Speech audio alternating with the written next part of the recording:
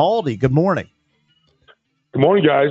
How you all doing? How you doing, great. Hey, at the beginning of the season, who did you have in the Super Bowl? Maybe the Chiefs. Did you have the Eagles? I did not have the Eagles, not up to the finish last year, but little did I know all the changes they made, they would be where they are right now. So, Saquon, obviously, the season they had, and Zach Bond, and, the addition of Vic Fangio, the two rookies playing in the secondary. I mean, those guys have made such a world of difference to a defense that was, only Washington was worse last year. So I didn't think they'd have this kind of a turnaround. But, I did have Kansas City in it from the AFC, though. Baldy, everybody loves to attack the Giants and their brass for letting go of Saquon and not paying him to stay and letting him go to a division rival. But I think our argument, or some of the people who work here's argument, is Saquon wouldn't have had the year that he had in Philly had he stayed with the New York Giants. So I kind of understand their decision to let him go. Now, it doesn't look great with him going over 2,000 yards and helping to lead Philly to the Super Bowl, but I feel bad for Joe Shane. I feel bad for those guys that they take so much backlash for that move when Saquon wasn't going to do what he did in Philly in New York with that assembly of talent. That's fair. I mean, it's somewhat fair, but I mean, maybe they should build an offensive line in New York the way Philadelphia has. Yeah. Maybe they should, get them. They're on about their sixth offensive line coach in the last 10 years. Maybe they should get themselves, a better offensive line coach. Maybe they should look at what they're trying to do and realize that a patchwork offensive line and drafting poorly is not the way to build an offensive line so that a guy like Saquon can flourish. Mm-hmm. Maybe they should find a quarterback. They have a lot of, there's a reason why they're picking at the top of the draft again. They've built the team poorly, and Saquon was a benefit of a poorly built team while he was spending 6 years in New York. It's not that easy to find quarterbacks, Baldy. Well, Washington found one. It took us 30 years. It took them 30 years, Baldy. I mean, okay. They hit the Powerball.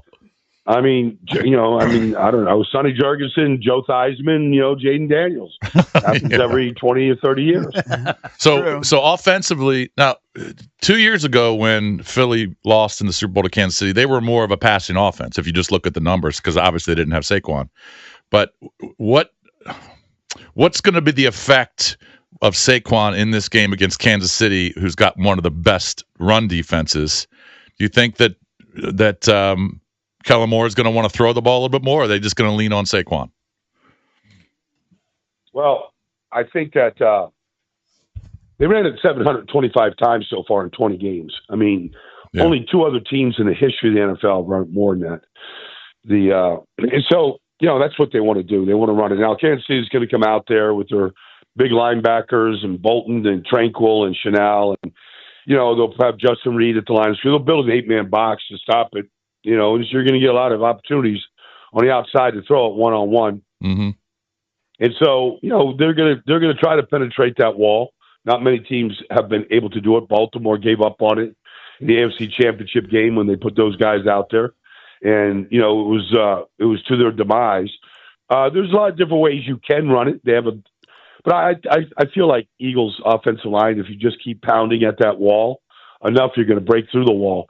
And so, while Kansas City has a very good run defense when they want to load you up with big bodies at linebacker, Philadelphia has an offensive line that nobody else can compare to. So, they've got real earth movers up front, and I think that's the difference in how they might stay with it. During this streak right now, if you take that Week 16 game out where Jalen Hurts got hurt in the first quarter, he's 13-0. He's 13-0 in his last 13 starts, and he's averaging throwing it 21 times a game. Now, if he throws it 21 times in this game, the Eagles are winning this game. So to your point, I think they're going to have to throw it a little bit more against Kansas City this week. So you mentioned the Eagles' offensive line, and it is excellent. But we saw in that Washington game, Dickerson was banged up. Where are they at health-wise? Because the offensive line was banged up. They still got the job done, obviously. But where is that offensive line in terms of health? Dickerson is always banged up. He's banged up in May when they go out there for OTAs. He's always banged up. and he always goes back into the game. He'll be back at his left guard spot. Cam Jurgens will be back at center. They'll be back to their starting five for this game, and they might not be 100%. They might be dragging their left foot a little bit, or left knee a little bit, but they'll be out there come Sunday. Insider calls are brought to you by Hellman's Real Mayonnaise. You can purchase Hellman's at your local Walmart, Kroger, or grocery store to add extra deliciousness and creamy flavor to your game day dishes this football season. So I'm on your Twitter at Baldy NFL, and you posted this a couple days ago that the Super Bowl matchup that you're most excited to watch is Jalen Carter as he takes on Trey Smith on that offensive line for the Chiefs. Take us through that one-on-one matchup that you're looking so forward to watching. Well, they went against each other last year. Not really head-to-head so much because the Eagles had Fletcher Cox at that time, and Jalen Carter was more of a rotational player. Now he's a full-time player. In fact, he plays more snaps at defense tackle than anybody in the league. And largely, he spends most of his day over the right guard, which is Trey Smith. Trey Smith has been the best right guard in football since he came into the league. I don't know that he's missed a game. I'm sure he hasn't missed a game. I'm not sure if you can count the number of plays he's missed the last 4 years on one hand right now. He's a beast. He's going to be the highest paid guard once he hits free agency this year. And so it's just strength on strength. I mean, he's maybe the best right guard in football, Jalen Carter right now.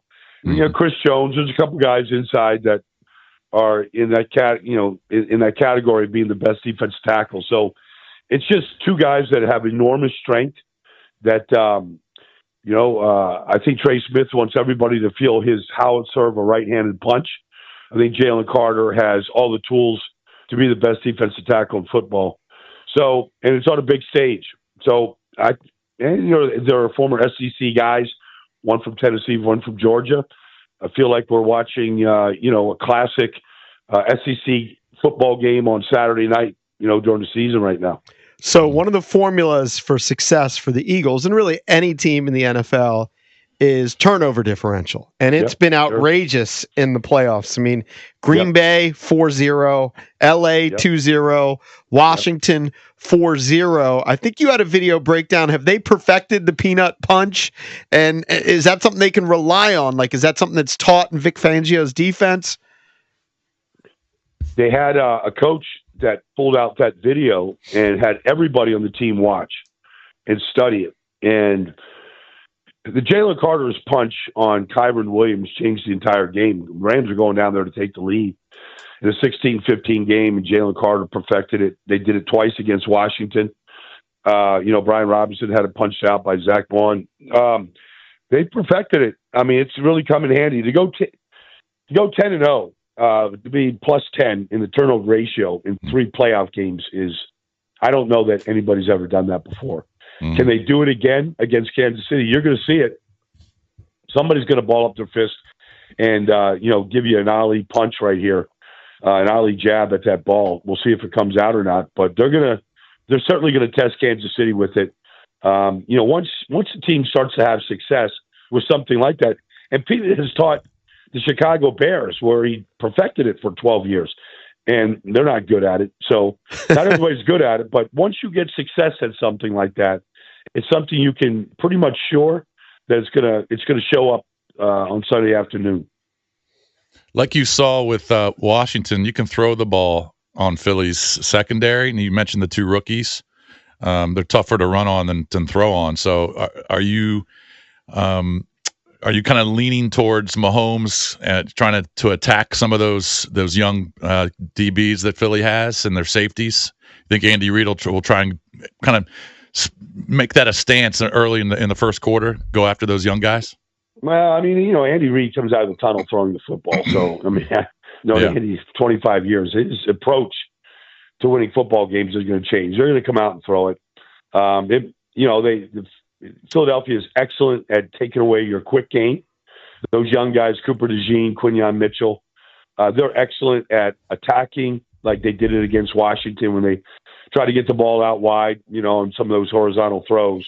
They just attack as soon as the ball's in the air. They couldn't get it, they couldn't get anything. You couldn't get a 2-point conversion against the Eagles trying to do that. So I don't know exactly what the approach is going to be. They certainly have every single weapon at their disposal. whether it's Xavier Worthy, Hollywood Brown, Nuke, all the tight ends. I mean, they've got everything they want. I could see certainly the screen game has always been a favorite of Andy's. What kind of a screen game? Is it tunnel screens, 3-count screens, quick screens? I mean, I can see, Andy loading up in the screen game just to get some easy completions and maybe pick up some first downs. The deep shots, I'm sure, they're not really taking very many of those in the last 2 years since Tyreek has been gone. But it's certainly something that I think he's going to take a look at every single game that Quinyon and Cooper DeJean has played and see what vulnerabilities they might have.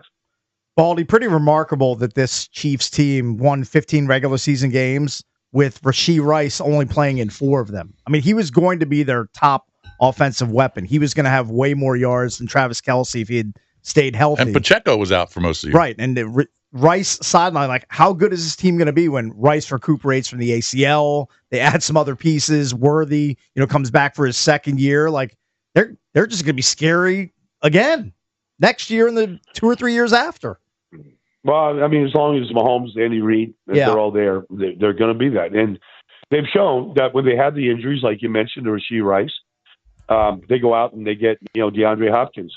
They go out and they get, Juju Smith woke up in the playoffs, last week. And so they're always going to find a guy. I mean, Kareem Hunt was out there for anybody to be had. And Kareem Hunt has come in and become the lead rusher. So they're going to do whatever they have to do salary cap wise, whatever they have to do to maneuver the roster to stay competitive. And their philosophy is very simple. They've got their franchise quarterback, and they will never stop building around Patrick Mahomes. They're going to lose. I don't believe they're going to be able to pay Trey Smith this year in free agency. I think he's just going to be too costly. But they'll go out there and find another Trey Smith in the draft, or go out there in free agency and spend what they have to find a quality guard. They did that with Juwan Taylor at right tackle, a couple of years ago, and he's been pretty good for him. So that's just their approach, and it's not going to change.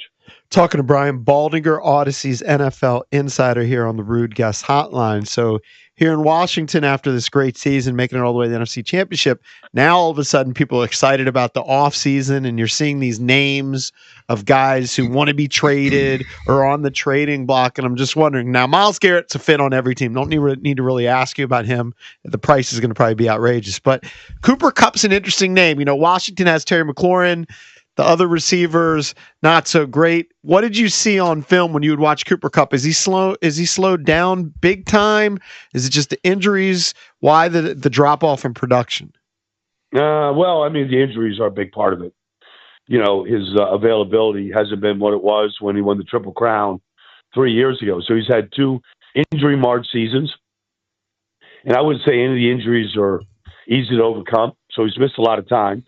And when you miss time, you lose out on the chemistry necessary to make a lot of throws. Puka Nacua coming in last year took over his role as the go-to guy, and he's been excellent at it, and he's missed time too. And then you're seeing the development of guys like DeMarcus Robinson has stepped up, along with Tutu Atwell at times. But the guys that have been healthy in Los Angeles are getting the majority of the targets right now. And Cooper Kupp, his production has just dropped off, mostly because of injuries. It looks like he still has good chemistry with Matt Stafford, but he just hasn't been out there as much. Are you, being in the media, I know you're not supposed to really lean one way, especially for a Super Bowl. I mean, we can, but we're barely media. But are you kind of ready to see a new champion? Are you getting tired of the Chiefs, or do you want to see the greatness? Who doesn't love greatness? Do you want to see Dynasty. Mahomes get 3 straight and set a record? Well, I never get tired of there's no fatigue with me watching Kansas City. Mm-hmm. I love Kansas City. I love Mahomes. I love I've known Andy Reid since he came into this league. I'm a great fan and friend of Steve Spagnuolo. So, but I thought Philadelphia would go 4-0 in the postseason. I thought they were the best team, especially once Jalen Hurts got back. But I thought they had the most talented team, and I thought with the addition of Vic Fangio and a lot of the additions defensively, I thought they were the best defense. So I thought they'd go 4-0 in the postseason. We'll see how it plays out. I'm not really rooting one way or the other. Right. I just want to see a great football game right now. Mm-hmm. And we got a perfect setup. Do you have any relationship with Sirianni? Because from afar, he gets goofed on a lot. And there was a point in this season, very early in the season, where he seemed to be on the hot seat. And the guy's been to 2 Super Bowls now. Yeah. Well, I mean, he had we saw him go through a collapse last year where there were some real issues on the team.